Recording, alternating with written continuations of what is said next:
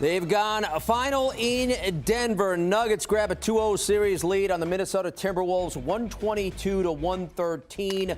Jamal Murray and Nikola Jokic combined for 67 points for the winners. In defeat, Anthony Edwards had 41.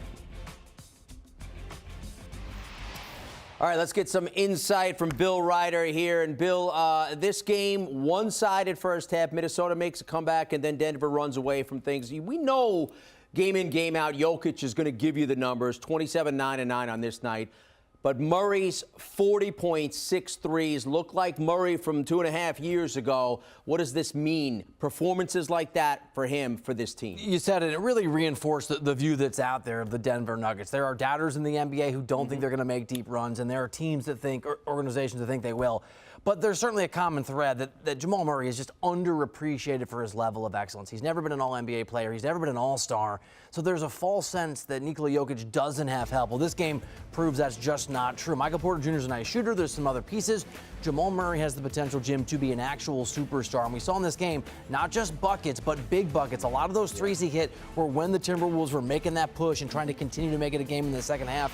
And Jamal Murray was a big part of the Denver Nuggets saying, nice little run, but it's not going to hold. Yeah, he had the answers all night long, if you will. Wolves were down 64-49, down 15 at the break. They outscored Denver 40-23 from down 15 to up 2 entering the final quarter. And I mentioned Anthony Edwards had 41, fueling that charge. How much does that give the Nuggets? I mean, the Wolves took the lead in this game in the second half.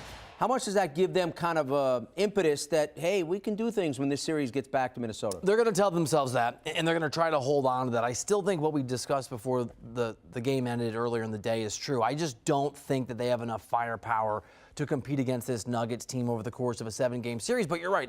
A big takeaway for the Timberwolves. I know they don't want to think about the future. They want to think about the present. They're not good enough in the present to beat this team, is the fact, at least looking forward, that Anthony Edwards had a huge game. He's been poor since the play-in games. Hasn't played well. Has often looked like he couldn't handle the limelight at the moment. It's a learning process to play in the postseason at the level you need guys to. He's a future star for this organization. He is the key piece of this organization going forward. And the fact that he had a 40-point night in the face of what was a huge lead for the Nuggets early on, I just think it bodes well long-term for this team. Yeah, he had a rough go of it in that playing game against the Lakers. He looked like a totally different player in this game. The home team. Do you want a sports network that delivers everything that matters about the game? The highlights, the picks, the instant analysis. No yelling, no fake debates, no politics.